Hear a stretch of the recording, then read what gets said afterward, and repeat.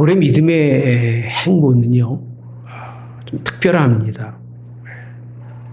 말씀에만 따라서 살아갔던 사도 바울. 바울은요, 하나님의 말씀을 따라갈 수밖에 없었던 이유가 그가 알고 느꼈던 하나님의 말씀은요, 영구하다는 거예요. 영구하다. 변함이 없다는 겁니다. 예. 영원하기 때문에 그 흘러가는 물이 유구하다고 표현하잖아요. 그렇게 하나님의 말씀이 그의 삶 속에는요, 1.1핵도 바꾸거나 변하지 않는 하나님의 말씀으로 여겼기 때문에 오직 말씀에만 순종하며 살았던 그 말씀을 분명히 인식하기 때문에 그는 하나님의 말씀만 따라 살았던 사람이 사도 바울입니다. 그런 말씀을 따라 살았던 그 삶을 사도 바울은 그렇게 표현해주고 있더라고요. 오늘 본문 1절에 보시면, 1절 보세요. 이렇게 시작을 합니다. 내가 그리스도 안에서 참말을 하고 거짓말을 아니하노라. 나에게 큰 근심이 있는 것과, 이렇게 표현합니다. 마음에 그치지 않는 고통이 있는 것을. 두 가지를 말하고 있는데, 큰 근심과 그치지 않는 고통이 있는 인생이라는 거예요. 아니, 복음을 따라가는데, 하나님의 말씀을 따라가는데 살아계신 하나님의 그 능력을 다 경험하고 살아가는 사도 바울에게 있어서 큰 근심이 있다. 그치지 않는 고통이 있다고 말씀을 하는데, 제가 고통이 뭔가를 생각하면서 다양하다고 생각합니다. 보편적으로 육체적인 고통, 질병의 고통이 우리에게는 참 아픔으로 오지요. 세월이 흘러가서 연세를 먹을수록 구석구석 아프고 힘듭니다. 뭔가 인생의 삶을 가르면 살수록 평안한 것이 아니라 불안과 두려움, 불행이라고 하는 뭔가 불안한 것 같은 그런 정신적 고통도 우리를 찾아온다고 하는 사실. 어디서나 볼 수 있고 누구나 그런 고통을 당할 수밖에 없는 아주 쉽게 인식하기 쉬운 그런 고통이라 할 수 있습니다. 여기서 끝나지 않습니다. 어떤 사람은 내면의 그런 변화를 요구하는 고통도 있더라고요. 심리적 그런 변화를 찾아가면서 자기 스스로 자기의 삶의 새로운 곳을 위해서 고통에 처하는 사람들이 있습니다. 꺼주실래요? 예. 그렇죠? 특히 타종교에서는 면상 벽을 바라보고 자신을 주장하면서 자기 속에 있는 정욕을 죽이고 욕심을 부리는 사람들 있잖아요. 어떤 사람들은 마인드 컨트롤을 해가지고 다 명상을 하면서 그런 뭔가 자신의 삶 속에서 더 나은 행복과 쾌락을 위해서 더 정서적으로 좀 위에 있는 삶을 살기 위해서 자기절제라고 하는 것, 그것을 위해서 고통 속에 자기를 던져 넣는 사람들의 고통도 있습니다. 예, 그렇죠. 예, 저는 이게 최상의 인간으로 살 수 있는 그런 고통이 아닌가 이렇게 생각을 합니다만, 기독교는 다릅니다. 기독교가 말하고 있는 고통이라고 하는 것은, 사도 바울이 말씀하고 있는 고통이라고 하는 것은 육체적, 정신적 자기 삶의 변화를 위해서 뭔가 고통 속에 처하는 것이 아니라는 겁니다. 그러면 무엇이 오늘 사도 바울이 말하고 있는 고통인가? 그는 십자가의 고통이 오늘 사도 바울이 말하고 있는 고통입니다. 오죽하면 1절에 다시 설명해 드리면 이렇게 표현하고 있습니다.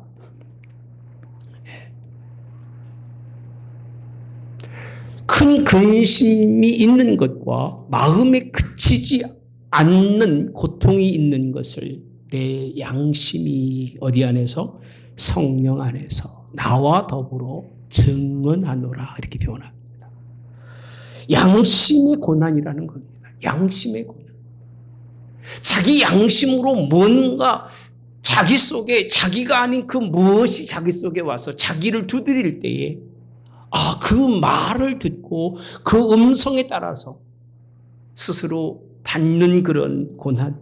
전 그래서 그거를요, 제3의 물결이 있는 것처럼 제3의 고난이 아닌가라고 나름대로는 그렇게 지칭하고 싶습니다.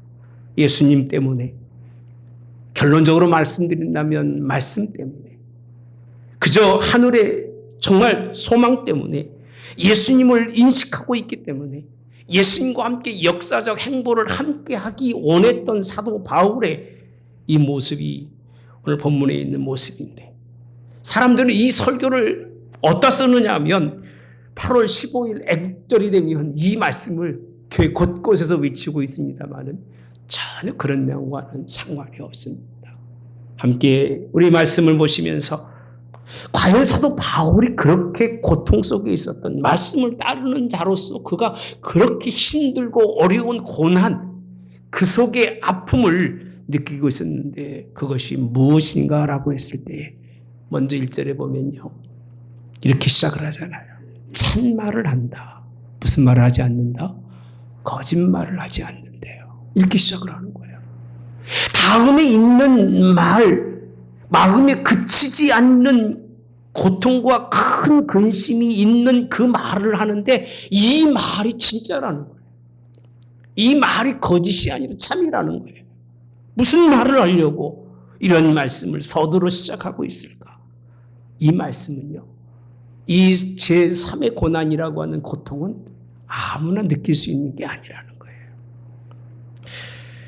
여러분, 이 시간에 하나님의 이 고난이 뭔가를 여러분 한번 깊이 생각하시고, 세상에서는 느낄 수 없는 그 예수님과 함께 드리는 십자가의 아픔이 저와 여러분에게 있기를, 신앙의 기본이 되시기를 오늘도 주님의 이름으로 원합니다.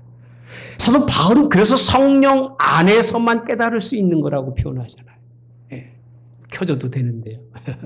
성령 안에서만. 그렇게 말하잖아요. 내 양심이 어디 안에서? 성령 안에서라고 되어 있습니다. 그게 육으로는 다가갈 수 없는 일이에요. 누구와 함께? 성령과 함께 더불어서 이 말을 내가 증언하겠다는 거예요. 이 복음의 말을 증언하기 위해서 자기의 마음을 얘기하고 있는데 너무 고통스럽다는 거예요. 너무 힘들고 너무 아프다고 설명해 주고 있습니다. 고통을 아는 사람이 행복한 사람인데 성령이 그의 마음속에 무언가를 심어주어서 그 고통을 느끼는 사람이 가장 복 있는 사람인 것을 믿으시기를 오늘도 주님의 이름으로 원합니다. 물론 교회를 위해서, 복음을 위해서 편하게 설명할 수 있겠죠. 대부분이 그렇게 설명합니다.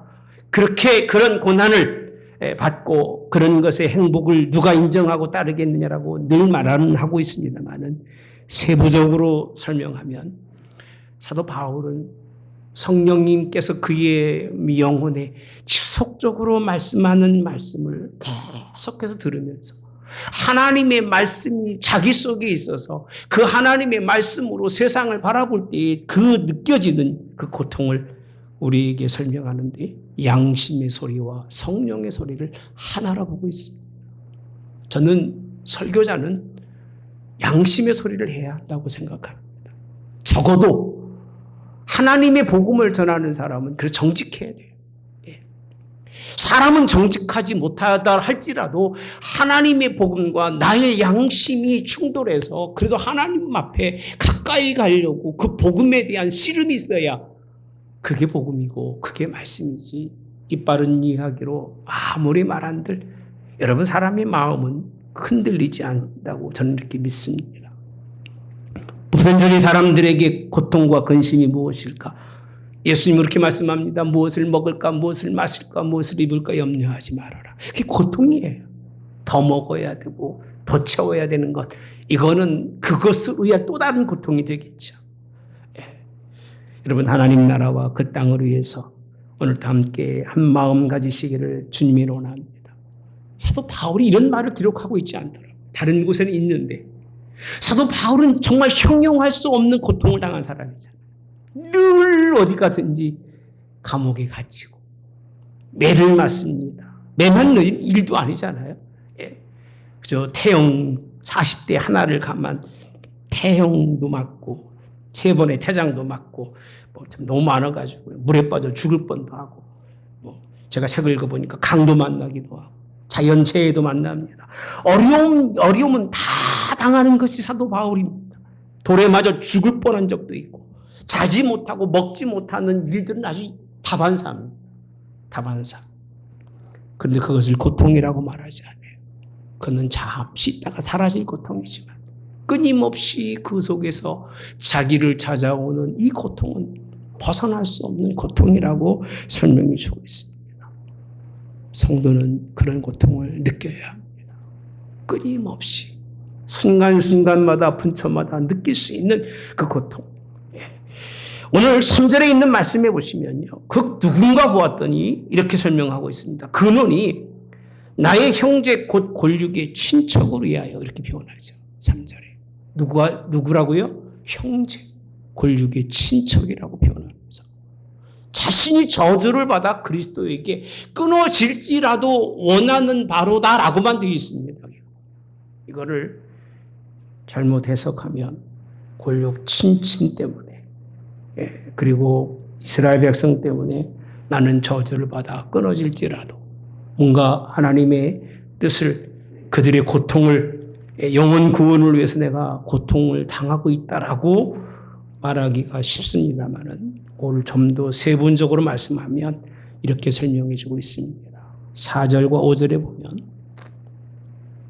그들은 이스라엘 사람이라 이렇게 표현합니다.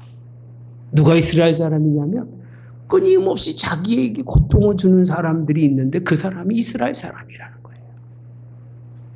어떤 이스라엘 사람들이냐면 하나님이 양자 그들을 그냥 버려진 사람인데 데려다가 하나님의 아들 양자 삼고 영광이라고 되어 있습니다. 하나님의 큰 영광을 맛보게 하고 언약이 있고 율법을 그들과 함께 세우셨어요. 뭐도 있어요? 예배와 약속도 있어요. 더 나아가서는요. 오늘 조상들도 그들의 것인데 육신으로 그리스도께서 그에게 났다고 되어 있습니다. 예수님까지도 그들을 통해서 오시는 일을 경험했던 사람들이에요. 그리고 그 예수님이 누구냐면 만물에 계셔서 세세히 찬양받으실 하나님 그분 예수님이 그들을 통해서 났다. 이렇게까지 말씀하시면서 끝은 아멘이라고 되어 있어요. 아멘. 이게 무슨 뜻이냐면요. 이스라엘 백성들이 이런 삶이 살아야 된다는 거예요. 이런 삶. 이런 삶이 있기를 주님이 원합니다. 율법과 언약과 양자됨과 예배와 약속을 가진 삶. 근데 대다수의 이스라엘 백성들은 그 하나님의 구원의 약속 속에서 벗어난 것을 사도 바울이 말하고 있습니다. 벗어났다는 거예요.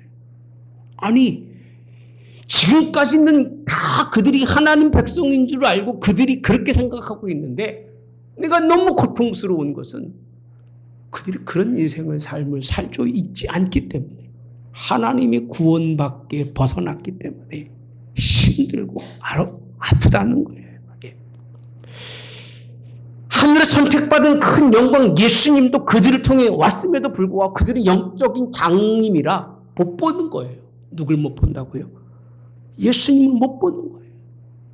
예수님을 볼 수 없어서 예수님을 섬기고 예수님을 바라보는 게 아니라 오히려 예수님을 배척하고 예수님을 멀리하는 그 백성들을 바라보면서 사도 바울은요. 끊임없이 아프다는 거예요. 고통스럽다는 거예요. 여러분 주의 종은요. 복음으로 안 사는 사람들을 보면요. 아파야 돼요. 잘 살고 뭐가 좋고 대단하고 그런 거 눈으로 보는 주의 종은 주의 종 될 자격이 없어요. 전 그렇게 생각합니다. 정말 하나님의 뜻대로 살아가는지를 볼 수 있어서 그렇게 살아가지 못하면 아파야 돼요. 자녀들이 여러분 훌륭해서 돈 얼마를 벌고 그런 거 보지 마세요. 그래서 돈 많이 벌어서 자식이 잘하면 우리 아들 최고라고 다 헛소리 하시는 겁니다. 다 중요한 게 아니에요.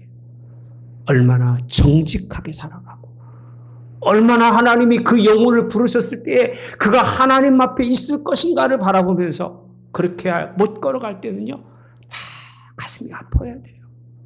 그렇지 않습니까? 그렇지 않습니까, 여러분? 그렇지 않아요? 우리가 이 세상 사는 게 끝이 아니잖아요, 우리는요. 우리는 하나님 나라가 있잖아요.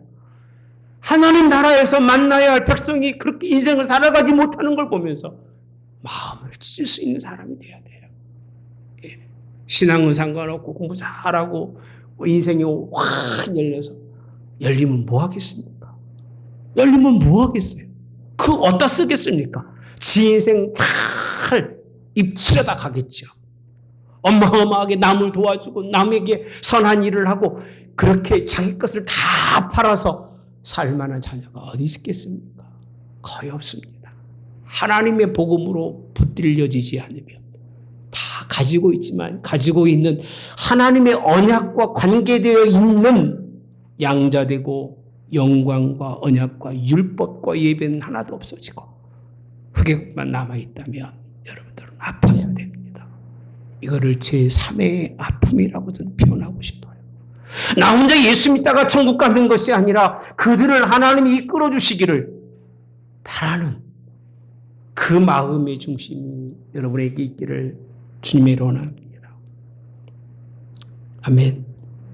예, 여러분 그렇다면 사도 바울이 그런 마음을 이스라엘에게서 가졌다면 그 얘기예요. 그렇다면 뭔가 뜻을 제시하고 뭔가 하나님이 용서의 대책들을 제시하고 있을 텐데 그런 내용의 말씀들이 별로 없습니다. 내용이 그 다음은 별로 없어요. 오히려 사도 바울이 원하는 것은 이스라엘 백성들 가운데 그런 사람이 어디 없을까? 혹시 성도들 가운데 그런 사람이 어디 없을까? 그걸 찾는 거예요. 그렇지 못한 사람들 가운데 그렇게 될 사람이 어디 없을까? 그렇게 하나님이 부르신 사람이 어디 없을까?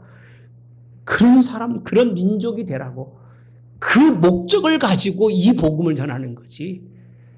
그렇게 살지 못하는 사람들이 그렇게 살 수 있기는 막연한 희망을 가지고 아픈 게 아닙니다. 막연한 희망 가진 사람은 마음에 아픔이 없어요. 왜? 되면 좋은 거고 안 돼도 뭐 잘 살면 되지. 이런 마음을 가진 사람은 아픔이 없어요. 절대적 아픔과 절망적 아픔을 가진 사람은요. 철저하게 하나의 목적을 가지고 갈 때 그것이 이루어지지 않으면 힘들고 아픈 법입니다. 여러분 영적 장남이 아닌 성령이 함께해서 성령의 귀를 기울이고 성령 하나님의 말씀에 순종하고 겸손한 이스라엘을 찾는 사도 바울의 모습이에요. 이럴 때 아멘 하셔도 됩니다. 할렐루야. 우리에게도 강한 경고의 메시지가 있는 게 뭐냐? 개인이든 교회든 민족이든 하나님의 말씀을 듣지 않으면 순종하지 않으면 겸손히 하나님 앞에 서지 않으면 쓰지 않겠다는 말씀입니다. 이 말씀을 거꾸로 전하고 있습니다. 모나라 민족을 해서 아파하고 그렇게 설명하고 있지 않아요. 그 다음에 말씀해 보면 6절에 이렇게 표현합니다. 그러나라고 되어 있습니다. 하나님이 원하는 모습은 5절까지 말씀인데 그러나 뭐라고 되어 있죠? 하나님이 말씀 폐하신 것 같다. 이거 잠깐 놔두시고 같이 봅시다. 시작. 이스라엘에게서 난 그들이 다 이스라엘이 아니요. 이렇게 표현합니다. 잠깐만요. 이스라엘을 부정해요. 이스라엘에서 났지만 이스라엘이 아니라는 거예요. 이 말씀을 우리가 어떻게 받아들여야 될까? 하나님 아들까지 주시면서 선택한 그 백성들인데 그들이 영적 교만에 빠져서 영적으로 무지하고 하나님의 뜻을 알지 못해서 살아가는 그들을 보면서 하는 말씀이 하나님의 말씀이 폐하해진 것 같지 않다는 거예요. 하나님의 말씀이 닫혀진 것 같지 않다는 거예요. 하나님의 말씀이 끝난 것 같지 않다는 거예요. 예. 왜? 그들이 다 이스라엘이 아니라고 하는 부정을 통해서 설명해 주고 있습니다. 생각해 보니까 백성이 아니라는 얘기는 진짜인 줄 알았더니 가짜라는 얘기예요. 요즘 짝퉁이 많죠. 그죠? 짝퉁이 뭔지 모르세요? 여기는 다 그냥 거룩하신 분들이라 짝퉁이 뭔지도 모르는구나. 예. 우리 아들이 아빠가 뭘 사고 싶다 그랬더니 아빠 한국 스모 사지 마 그래요. 왜 그랬더니 한국은 짝퉁이 90%가 넘는데 그래. 야 이 자식아 네가 그걸 어떻게 알아 그랬더니 다 알아요. 그래요. 사지 말라고요. 특히 당근에서 사지 말라고 당부를 합니다. 우리 집 80%가 당근 물건이에요. 예. 진짜입니다. 세관 사는 걸 못 능력이 안 되기 때문에 그냥 필요한 거 있으면 거기서 뭐 부잣집 내놓는 거니까 그냥 좀 부족한 사람이 사서 씁니다. 예. 여러분 진짜인 줄 알았더니 가짜라는 거예요. 자기 백성인 줄 알고 행동하고 주장하고 살아왔는데 다 지금 그렇게들 알고 있는데 그 얘기잖아요. 다 그렇게 천국 가고 하나님 나라의 그런 귀한 영광을 누릴 수 있는 사람이라고 각자 생각하고 있는데 사도 바울의 눈으로 보니까 아니다는 거예요. 너무 아픈 거예요. 왜 인지하지 못할까? 조금만 돌아보면 알 수 있고 조금만 생각해보면 내가 어디로 가는지를 분명히 알고 있는데도 불구하고 면하고 돌아서는 그들을 바라보며 사도 바울이 고통스러운 거예요. 야, 저들이 이스라엘이 아닌데, 저들이 하나님 백성이 아닌데 왜 하나님의 백성인 것처럼 저러고 살아갈까? 그게 아픈 거예요. 저대로 살다 가면 끝이 분명한데 왜 저렇게 살아야 하는가라고 하는 고통을 얘기하고 있는 거지 다른 내용이 아닙니다. 그러면서 7절 8절에 예를 듣습니다. 아브라함의 씨가 다 그의 자녀가 아니라 따라서 합시다. 오직 이삭으로부터 난 자라야 내 씨라 불리리라 하였으니 곧 육신의 자녀가 하나님의 자녀가 아니요 오직 하나님의 약속의 자녀가 씨로 여기심을 받느니라. 9절에 보면요 이렇게 말씀하고 있습니다. 같이 봅시다. 약속의 말씀은 이것이니 명년 이 때에 내가 이르리니 사라에게 아들이 있으리라 하시니라 라고 말씀합니다. 아들이 있으리라. 여러분 이 7절에서 붙어 있는 말씀을 보시면 이삭으로부터라고 되어 있지만 깊이 들어가 보면 이삭 안에서 성경이 그렇게 되어 있습니다. 이삭 안에서 난 자라야 그렇게 표현합니다. 그러니까 아브라함의 씨가 다 아브라함의 씨가 아니라 오직 이삭이라고 하는 한 사람을 통해서 나야. 왜? 하나님의 약속이 그렇게 되어 있기 때문에 그래요. 약속에 따라서. 언약이 아닌 약속이 아닌 말씀으로 여러분이 믿는 것은 가짜입니다. 진짜가 아니에요. 복음 안에서 하나님의 말씀 안에 다 나온 것 같은데 결국은 다가 아니라는 거예요.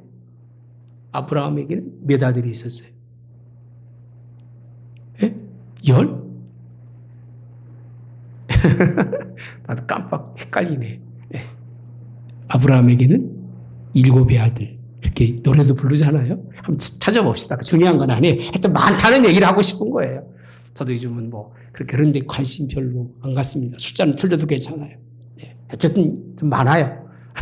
여들인 것 같고 그렇게 생각 드는데 그 중에 한 사람이라는 거예요. 왜? 하나님이 그를 그 약속의 자녀로 그만 주셨기 때문에. 그러니까 한 사람만 하나님의 약속의 사람이고 나머지는 다 가짜라는 거예요. 네. 제가 혈통 좋은 진돗개를 집이 미국에 있을 때 갖고 있었어요. 여기 민속촌에서 쇼파던 뱉고요. 하나는 정말 아주 똑똑해요. 또 하나는 플로리다에서 갖고 왔는데 황고 여자애 키웠는데 새끼를 낳아서 한 4배 정도는 낳은 것 같아요. 낳았는데 한 번 낳으면 7에서 8마리 그 정도 낳습니다. 근데 다 쓸모 있는 게 아니에요. 딱 보면 한 배에서 하나 정도만 쓸모 있고요. 나머지는 그냥 그래요. 예. 그걸 보는 눈이 있어요. 키워보니까. 똑똑하고 힘 좋고 그런 거 딱 정해져 있습니다. 다 진돗개라고 진돗개가 아니라는 얘기입니다. 혈통을 잇는 건 하나 둘뿐 없습니다. 바울이 지금 말씀하고 있는 것은 무슨 얘기냐면요. 하나님이 원하는 나라는 그 얘기입니다. 육신 때문에 혈육 때문에 먼저 나고 늦게 나고 그런 게 아니라는 겁니다. 뭐로 나야 된다? 약속으로 난 사람. 다시 말씀드리면 약속의 말씀을 가지고 있는 사람이라는 거예요. 그 사람들을 찾고 그 사람들을 원하는 바울.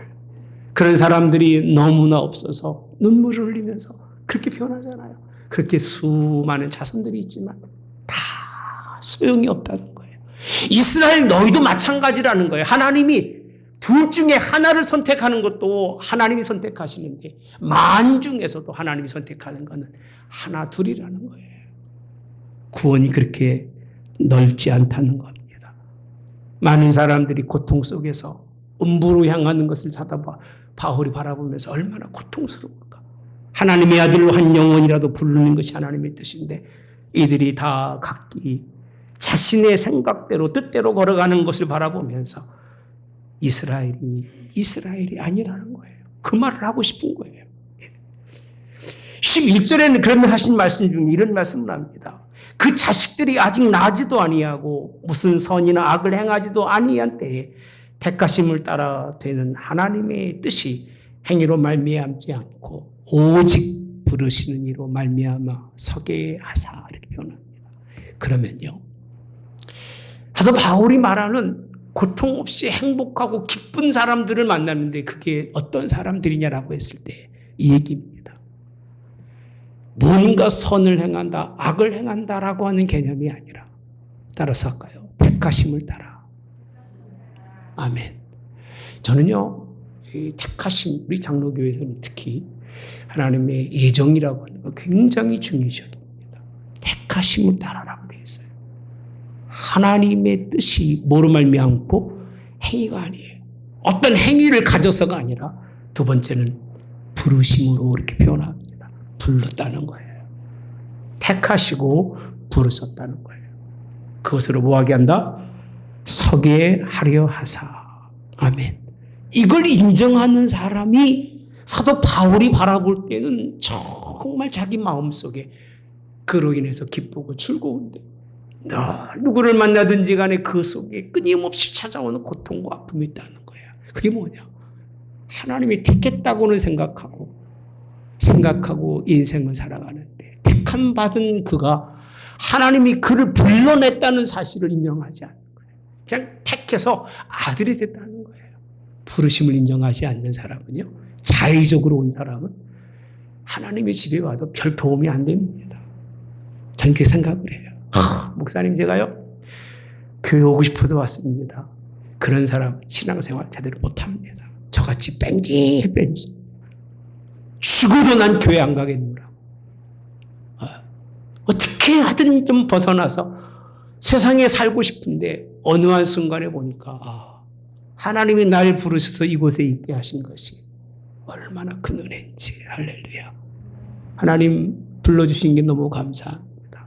아무것도 아닌 나를 불러서 이 귀한 하나님의 복음을 전하기에 전 후회하지 않아요. 이제는요. 앞으로도 하나님 복음 전하다 가는 거 절대 후회하지 않아요. 이렇게 복음 전할 수 있는 게 가장 큰 영광으로 생각하기 때문에 어떻게 보면 지금 어렵고 힘든 게 저를 어렵게 힘들게 하는 법은 한 번도 없어요. 삶이 저를 힘들게 어렵게 하지는 않아요. 뭐가 힘들고 어려우냐. 이렇게 귀한 하나님의 말씀이 선포됨에도 불구하고 말씀에 대한 관심이 없고 많은 성도들이 하나님의 교회를 찾지 못하는 것이 아픈 거지. 제가 목회하면서 힘들고 어려운 건 없습니다. 여러분 같은 마음이 되시기를 주님이 원합니다. 하나님이 여러분들을 나를 택하셨다는 것. 다시 양자로 가는 거예요. 버려지고 쓸모없는 나를 하나님이 이렇게 택하셨다는 거예요. 불렀다는 거예요. 그 이름을 부르시면서 아무개야 이제 일로 와라.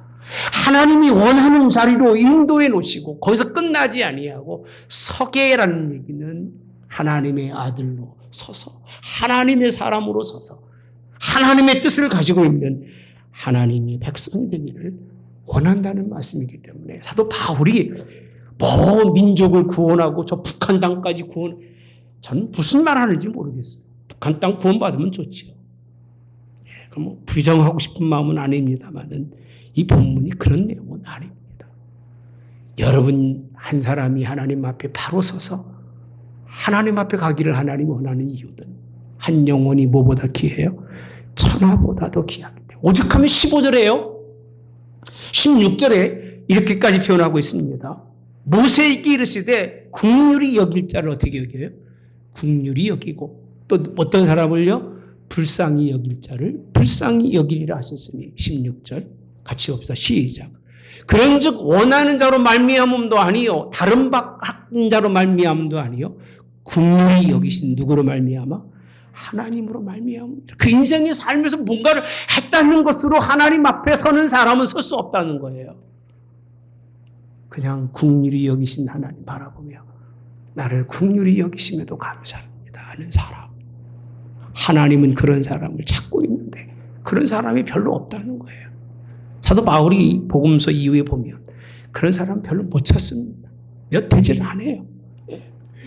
하나님의 말씀의 유업을 이어갈 사람들이 별로 없어요. 하나님의 선택은 무조건이에요. 조건이 없이 선택하신 거예요. 자격이 없어도 하나님 택하셨어요. 저희 그걸 뭐라고 표현하냐면 전적인 은혜라고 표현합니다. 전적 은혜. 누구도 막을 수 없는 불가항력적으로 하나님이 선물로 베푸신 은혜. 그 은혜를 깨닫는 사람. 그런 사람이 있기를 원하고 할렐루야. 그런 사람이 하나님의 일을 이루어가는 걸 믿으시기를 주님으로 원합니다. 말씀이 폐해진 것 같지 않다는 얘기는 이스라엘이 그렇게까지 하나님의 말씀들로 생각하고 있는 줄 알았는데 그 얘기입니다. 말씀으로 돌이켜보니까 이스라엘에는 이스라엘이 없네. 찐빵에는 뭐가 있어야 돼요? 팥이 앙코가 있어야 되는데 앙코 없는 찐빵과 똑같은 거죠. 그죠? 뭐 그런 게 몇 가지 있던데 잘 생각이 안 나요. 여러분 하나님이 그래서 19절 이하에 토기장에 비유가 있습니다. 하나님이 빚어놓고 다 만드셨어요. 나를 왜 이것으로 만들었습니까? 말하는 토기가 있습니까 여러분? 없잖아요. 그러면서 하는 얘기가 토기가 어떻게 하나님 앞에 그 뜻을 대적할 토기가 있겠느냐? 있습니까? 없습니까? 없습니다. 여러분 대적하지 마셔야 돼요. 불순종하지도 마셔야 됩니다. 왜요? 20절에 보면 이렇게 표현합니다. 이 사람아 내가 누구에게 감히 하나님께 반문이라고 표현합니다. 따지느냐 그 얘기예요. Why me? 하나님 왜 나만? 왜 나에게만?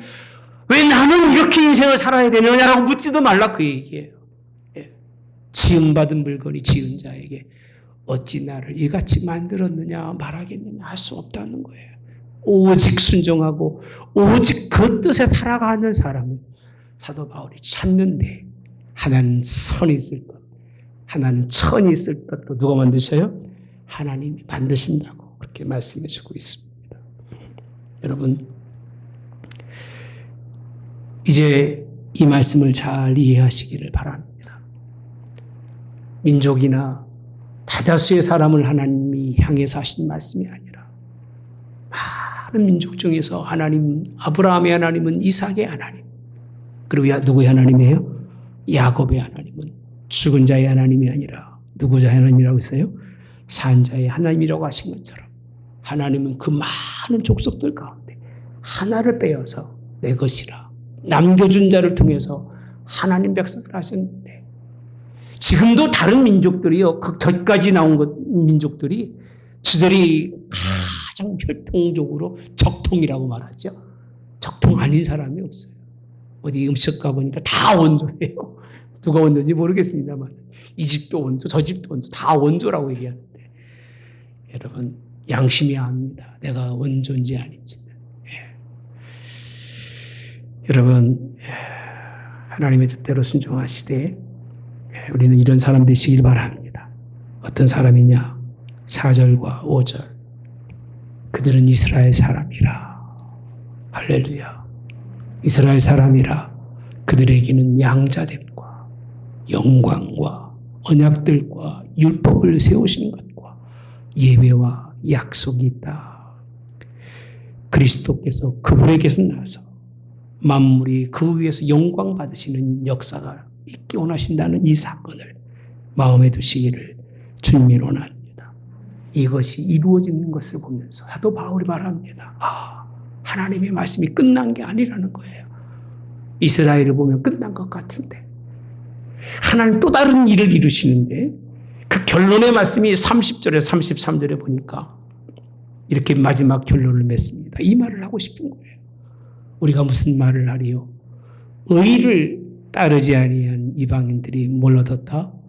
의를 얻었으니 곧 믿음에서 난 의. 이 말씀 무슨 얘기냐면 의라고 생각했던 그들은 의를 잃어버린 거고 불의했던 그들이 의를 얻었는데 그 이유가 어디서 났어요? 믿음에서 난 의예요. 뭘 믿는 거죠? 하나님의 말씀을 믿는 겁니다. 31절에 또 설명해 줍니다. 의의 법을 따라간 이스라엘은 율법에 이르지 못했다. 하나님의 말씀에 가까이 가지 못했지만 32절 같이 봅시다. 어찌 그러하느냐? 이는 그들이 믿음에 의지하지 않고 어디에? 행위에 의지함이라 부딪힌 돌에 부딪혔느니라. 33절 기록된 바 내가 걸림돌과 거치는 바위를 씌워낸다고 되어 있습니다. 그를 믿는 자는 뭘 당하지 않는다? 부끄러워. 그러니까 예수님을 믿지 않으면 그 누구도 그 거침이나 그 걸림돌에서 헤어날 자가 없다는 거예요. 그러나 이방인이라 할지라도 말씀에 배해진 것 같지 않다는 얘기는 그들이 하나님의 뜻에 순종하지 않으니까 순종하는 사람이 있으니까 그 얘기예요. 하나님이 그를 통해서 또 다른 하나님의 역사를 이루어 가시는구나 라고 하는 사도 바울의 소망을 볼 수가 있습니다. 이 자리에 있는 저와 여러분들은 이런 사람들입니다.